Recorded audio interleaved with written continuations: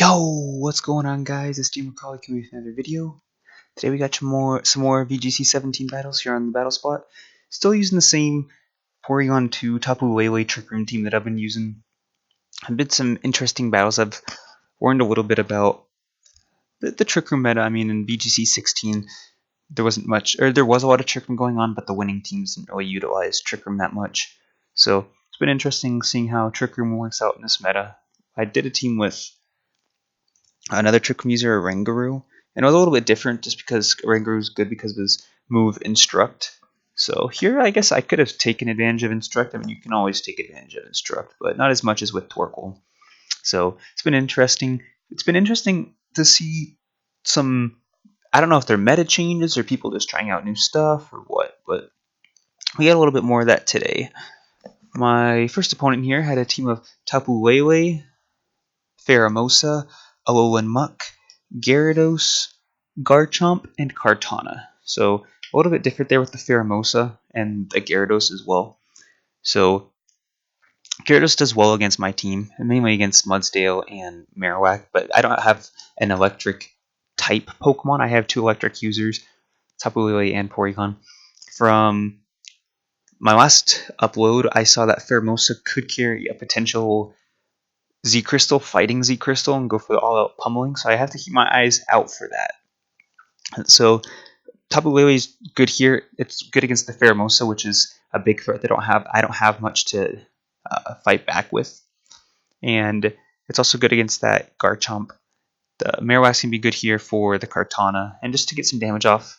The only thing that he has against my Marowak is that Garchomp and the Gyarados. Other than that, I can get off some good damage to his other Pokemon. And then Mudsdale's good here to deal with that Muck. Muck is always a problem. Also with the Tapu Lele, I do carry the Heavy Slam. So just for that tankiness. So Araquanid was alright here. I mean, he wasn't doing too much to much of his Pokemon. So that's why I decided not to bring it in. Same with Kartana. Kartana, I think, could hit his other Kartana for a super effective Sacred Sword, and that's about it. So I lead Porygon to Tapu Lele here because I had really good coverage against the Pokemon on his team. So you're going to see he's going to lead Pheromosa, Tapu Lele. So interesting to note how these abilities go off. So his so here I'm like, okay, I don't want to take a fighting type move. I mean, that Pheromosa is there. It can't do anything to my Tapu Lele. I resist both of its stabs. So I switched to the Marowak here in case he does go for a fighting type move, and boom, oh yeah, that's the fighting Z Crystal animation. So I was like, hopefully this goes into the Marowak. I mean, if it goes into Tapu Lele, it's not going to matter. It's going to be quad resisted. So it is going to go into Marowak, which means this Pheromosa is not going to be holding a Focus Sash, which means it is gone. So a big threat taken care of. That's like the main way he was going to be able to deal with my Porygon 2.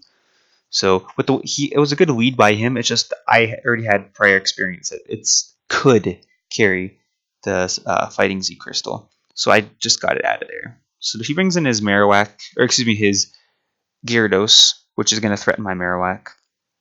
So I'm locked in. Unfortunately, I'm locked in the Dazzling Gleam here. But at the same time, I'm like, okay, well, his Dazzling Gleam can't knock me out, and mine just going to get off a bunch of damage. It will pick up the knockout on his, and it's going to deal about 50% damage to that Gyarados. So here I was okay with doing that, just because I wanted to see what his last Pokemon was. If it's Kartana, I need to preserve my Marowak. If it's Garchomp, I need to preserve Tapu Lele. If it's Muck, like I see here, neither of these Pokemon are going to be that important because I have Mudsdale on the back. So that's why that was a key turn right there. I just needed to knock out one of his Pokemon to see what it was remaining. That's why I let Marowak go down here. There's no point in switching and letting him get off free damage. Marowak was useless there. He had fighting or stab water and stab dark to deal with me. So I get another Dazzling Beam off after the Life Orb damage, or the Life Orb recoil, Gyarados goes down. So I'm just in a perfect position here. He goes for Poison Jab. I'm like, okay, that's perfect. He's going to pick up a double knockout. It's going to set me up perfectly because I'll have Porygon 2 and Mudsdale come in. So so there's nothing, unless if he's got some crazy moves, there's nothing he can do to knock out either of these Pokemon. He's most likely going to go for a knockoff, but all I need to do, if I can set up Trick Room, I mean 2 high horse powers at this point will pick up the knockout even after Berry recovery. So he goes for the knockoff and the Porygon 2. And I go for the high horsepower here. So it's like if I pick up the knockout, perfect, and I do. So and if not, he's most likely going to have the berry. So that's one of the reasons why I went for Trick Room with Porygon. I was thinking maybe recover, but I didn't want to attack and bring him below 50% health, so he wouldn't eat up that berry. I mean, the game was pretty much over at that point since I did have Mudsdale, but very well played on my part. I mean, just that experience, knowing or not knowing, or knowing that Pheromosa could carry. Pheromosa has started to carry it. So unfortunately for him, it wasn't carrying that Focus Sash. It went down immediately because I didn't know Kartana. He had Kartana's team, so Kartana could have been holding the Focus Sash. Garchomp could have been holding the Focus Sash, and Kartana could have been holding Assault Vest. You never know.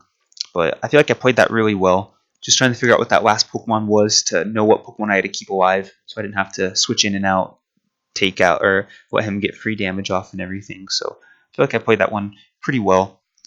Luckily, I've been battling, so I had that knowledge of what could happen. So we're gonna go ahead and get into this next battle. Another interesting team. My opponent had a Crocodile, Goodra, Tapu Koko, Pelipper, Golduck, and Hariyama. So he did have that Rain core, which I was scared of. I'm actually surprised he didn't bring it. Probably just because he probably didn't want to bring Golduck because of Kartana. But I was just because Golduck gets access to Swift Swim, so it usually carries the Water Z Crystal, and it can just wreck because it'll go first and it'll just get off like a Z Hydro Pump or Z Scald in the rain, which is just going to deal tons of damage. So that's most likely why he didn't bring it. I still thought it would have been a good matchup against my team, but he decided to. And then Tapu Koko, I was like, he's probably not going to bring Tapu Koko since I have Mudsdale. But if I bring these four, like the funny thing, the two Pokemon I have to deal with Tapu Koko, I didn't bring. Just because I felt like there wasn't much his Tapu Koko could do to me anyways, especially if I got a Trick Room. All my Pokemon are going to be slower than his Tapu Koko, so that's going to set me up nicely. I was like, oh, I'll bring a Arachnid here.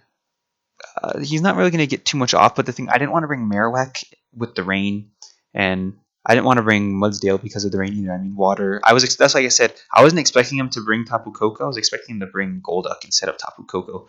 So that's one of the things that caught me off guard. I mean, maybe he was thinking that he's like, oh, he probably won't think that I'm going to bring Tapu Koko, so I'm going to bring him anyways. Tapu Koko could be running Thunder as well, like in my first VGC team. That's what I was running. So just a lot of things that could go on here. I lead Tapu Lele and Kartana. These are one of the few times that I'll bring both my fast Pokemon into a game. But I was like, he's probably going to lead Golduck. And once I see Goodra Crocodile, I'm like, oh wow, this is like a perfect lead for me. So we do see I get my train off before Crocodile, so I'm going to be faster. I don't even think Crocodile is that fast.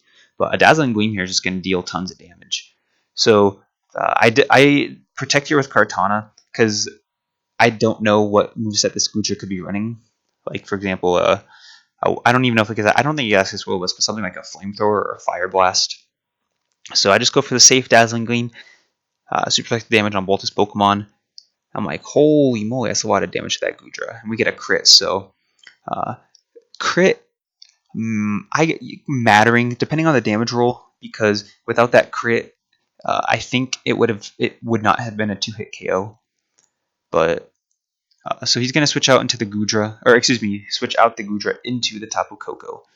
So I went for a Leaf Blade here into Crocodile in case it was sashed, highly unlikely, or just to cover a switch as well, in case he decided to switch in a instead of, or if he wanted to switch in like his Pelipper or whatever. And I just went for the Dazzling Gleam. It was a safe play. I almost picked up the knockout outright on Tapu Koko being a single target. So he's going to bring in Pelipper, so he's going to reveal his last Pokemon. And I was like, okay, wow, interesting. He decided to bring Pelipper and Tapu Koko instead of Tapu Koko Hariyama or Pelipper Golduck. So I switch out Tapu Lele here since it's huge offensive pressure, especially against that Goodra. I know in a 1v1, my Tapu Lele outspeeds that Goodra, so I'll be able to win that matchup. So we do see the Thunder here, so I was like, okay, that makes sense.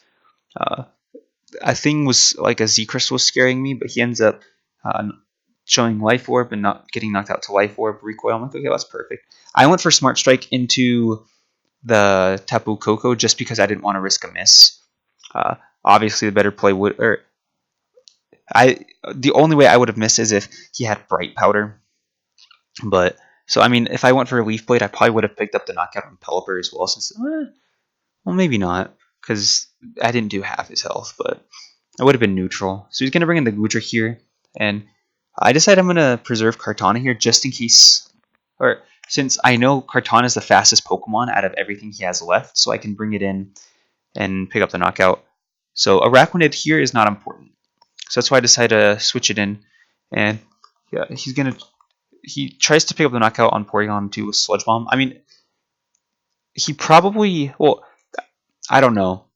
Here he's kind of in a bad spot. I go for Thunderbolt. There's no need for me to set up Trick Room because I have Tapu Lele and Kartana in the back, which are going to outspeed everything he has left, especially this Goodra. So Tapu Lele can come in, Dazzling Gleam, and pick up the knockout on this Goodra. So I guess in the grand scheme of things, the crit didn't matter because single target Dazzling Gleam and would have ended up taking out his remaining health. He might not have switched out if he knew that though, but at the end of the day, it's not going to matter. I'm just going to go for my Z Liquidation here. Well, I guess it probably is the strongest move I have. I mean, Goodra's not physically defensive. It's probably most likely carrying the Assault Vest as well. So it's going to be Rain boosted, plus my ability boosted, plus just Z Liquidation in general. So I probably would have done at least half his health because it's Rain boosted more than anything. So I just did it to put on a show for you guys. So it's going to be another victory. A really bad lead by, well, not necessarily bad, a really good lead for me. I guess, like in my opponent's case, that was a pretty good lead. He was probably predicting a Porygon 2 to lead, and that's why he led with those two.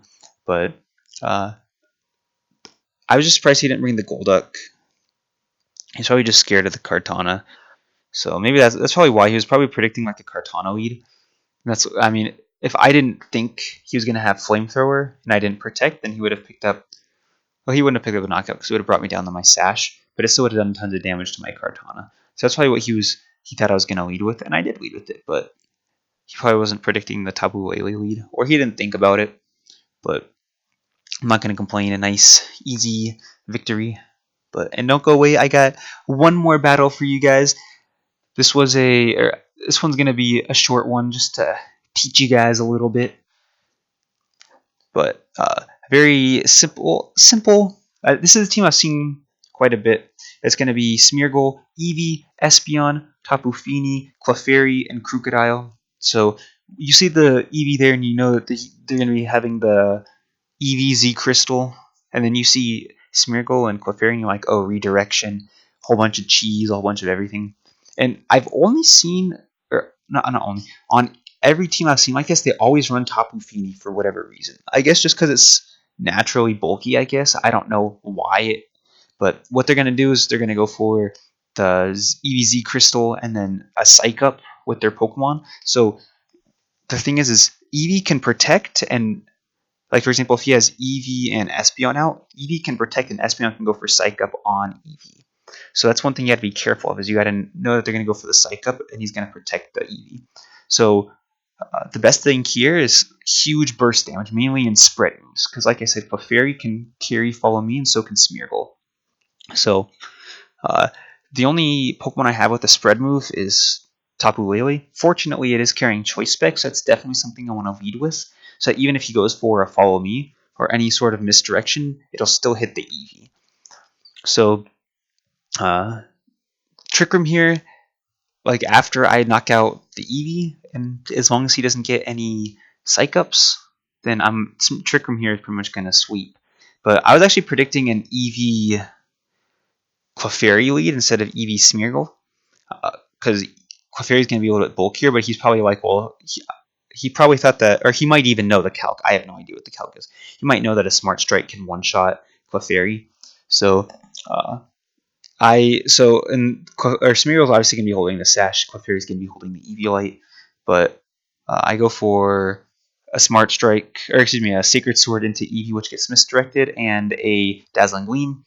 So I am going to pick up Lana, because now I can get a Leaf Blade off onto the incoming Tapu Fini. So unfortunately, I didn't get the +1 Beast Boost in attack, because that would definitely pick up the knockout, because we've already seen his Focus Sash. But so now the Misty Surge is going to come out. Oh, maybe that's why. Just so you can't burn or put them status. I don't know too much about teams like this. I don't feel like they're that strong. But so you're going to see the Protect there from the Eevee. I go for the Leaf Blade. I'm not going to fall for the cheese. Plus, I can just go for a Dazzling Gleam and pick up a knockout on the Eevee anyways. But the Leaf Blade is going to be enough to pick up the knockout there onto the Tapu Fini. And there's the Beast Boost. So, and the Dazzling Gleam is going to get blocked by the Protect.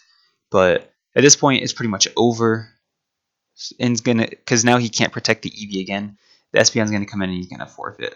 So, I just threw that in there just so you guys know how to play against a team like that. And if you are building a team like that, just know, like, yeah, you have to be prepared for something like that. Like the one thing I just thought the Smeargle could have Wide Guard, so that's what. So that's one of the reasons why I led Kartana as well. So even if he went for Wide Guard, Sacred Sword would go into Eevee and hopefully pick up the knockout, I suppose. But that's something you could consider on that as well. If you have a team like that, consider Wide Guard on Smeargle so that you could block a potential spread move. And then, because with Eevee, I assume you put all the EVs into like defensively, special defense, defense, or HP. So because I mean you don't need attack, because Eevee can even learn Baton Pass, so you can what's it called? I don't even remember what the new move's called. I don't really think it's that good, but you can use it and then Baton Pass it off. I don't really know what EVs do these days, but maybe you could even put on Tapu Lele on the team to put up the Psychic Terrain so that people can't go for priority moves. Whatever, I don't know. But just so you guys are aware, that's a very popular team. You almost always see them with Tapu Fini as well. So you got to be prepared to deal with the Tapu Fini as it comes in, because you got to knock it out before it gets the Psych Up off, or you can double target it as well if you got two super effective stab moves. Or not super effective stab, just two super effective moves. Hopefully you can still pick up the knockout. Luckily in my case, Kartana is strong enough to pick up the knockout. But that's pretty much going to be it. I just threw that third one in there just to teach you guys a little bit. I know you guys are noobs and you need all the help you can get, so I'm just kidding. But yeah, that's pretty much it. I don't know what I'm going to be doing with the new team yet. I haven't made any final decisions, but I could make that final decision at any time. So just keep your eyes peeled. If you guys get any suggestions for me, let me know. Or if you had any questions for me, also let me know. Maybe I can make a team like this with the Eevee. No, I'm just kidding. They don't really work that well. But I remember this guy was actually really high rated. Maybe he was high rated and he's been using this team and he's been getting even lower. I don't know. Or maybe just played off against noobs, got lucky. But yeah, enough ranting from me. But like I said, if you had any suggestions, if you want to battle me, let me know. But that's going to be it for this video. Hope you guys enjoyed, and I'll see you guys next time.